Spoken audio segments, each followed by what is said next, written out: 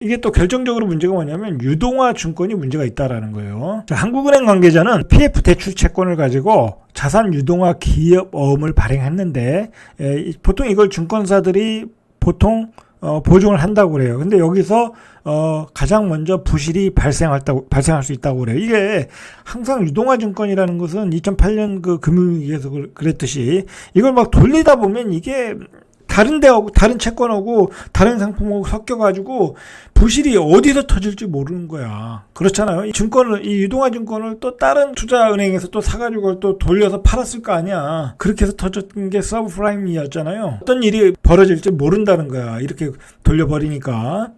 자, 자산 유동화 기업 어음은 증권사가 부동산 PF 대출 채권을 유동화해 다수의 투자자를 모으기에 발행하는 기업 어음을 의미하는데 이게 무너지기 시작하면 부실이 도미노처럼 확산될 수 있다라는 거예요. 이 증권사도 자기 자본보다 몇 배를 돌려버렸잖아요. 이 자산 유동화 증권을. 자, 그래서 어떻게 보면 여기도 영끌한 거야. 자, 영끌했는데 문제가 발생했다라는 거죠.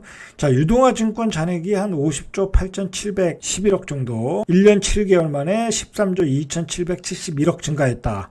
자, 근데 문제는 뭐냐면 3개월마다 돌아오는 유동화 단기 사채 26조 747억. 이런 것들이 문제죠. 3개월 만에 빨리 해결해야 되니까. 자, 증권사 부동산 PF 우발 부채 및 대출 규모가 27조 8천억 원. 자, 저축은행도 부실 사태 재발 올해 3월 말에 한 4조 5천억 정도 부실 채권을 가지고 있다라고 지금 예측을 하고 있어요. 이 유동화 증권이라는 게 고금리 상품이잖아요. 그래서 부동산 호황기에 증권사와 저축은행은 아주 꽃놀이를 즐겼는데 이 꽃놀이패가 부동산 버블이 꺼지면서 결국은 이제 악몽으로 바뀌었다라는 거예요.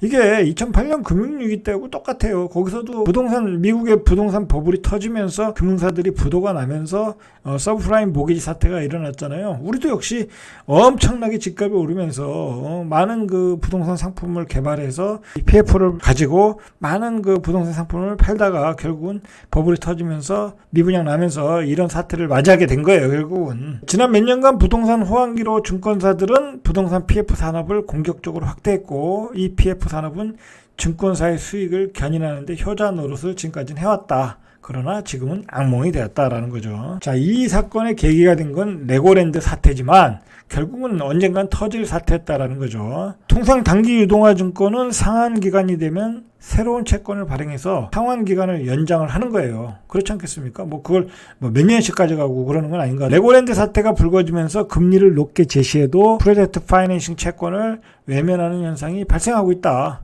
자, 근데 이렇게 차 안이 막히면 증권사들이 자체 자금으로 해당 채권을 떠 안아야 하는 문제가 발생하는데 소형 증권사들 자체 자금으로는 충당할 여력이 없는 중소형 증권사의 경우 단기 자금 경색으로 유동성 경색에 직면할 위험이 커지고 있다라는 얘기예요, 지금. 자, 나이스 신용평가에 따르면 오늘 11월까지 증권사가 신용 보강을 제공한 PF 단기 유동화 증권 차환 발행 규모가 10조 원을 뛰어넘는다고 그래요. 이달 18일 이후에 2주 동안 차환 발행해야 하는 유동화 증권 규모만 해도 3조가 넘는다. 그러니까 이달 18일 이후에만 해도 차환 발행해야 되는 게 3조가 넘는다는 얘기예요. 그러니까 지금 비상 걸렸어요. 거기다가 지금 앞으로 스케줄이 또 금리 인상이잖아요.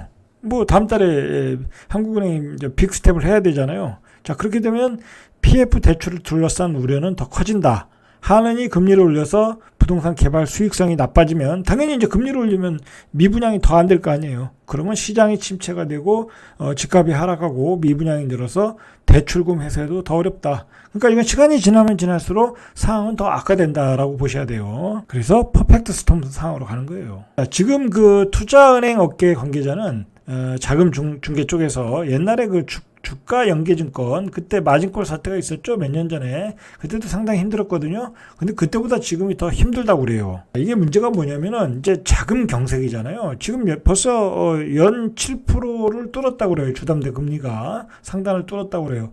그러면 이제 주담대 금리와 전세대출 금리는 더 가파르게 오를 수밖에 없어요. 왜냐면 자금이 돌질 않으니까 대출금리가 더 올라간다라는 거예요. 이 코픽스 금리 기준으로.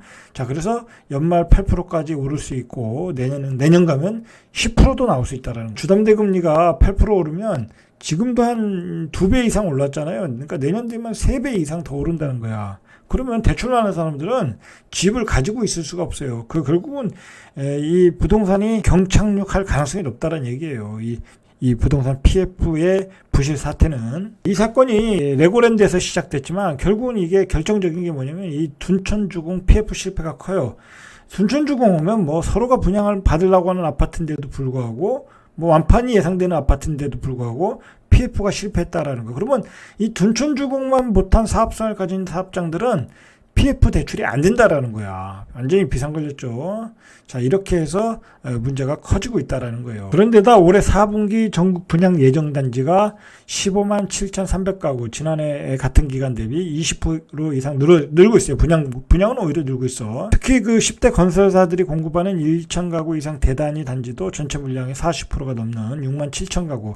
자, 이 대형 건설사들이 이렇게 빠르게 분양 물량을 털어내는 이유는 그동안 그동안 사업을 추진하는 걸 빨리 해결하려고 그러는 거예요. 왜냐면 길게 갈수록 금리가 올라가잖아요. 그리고 PF 대출이 갈수록 어려워지잖아요. 그러니까 빨리 분양해서 빨리 털어내려고 하는 거예요.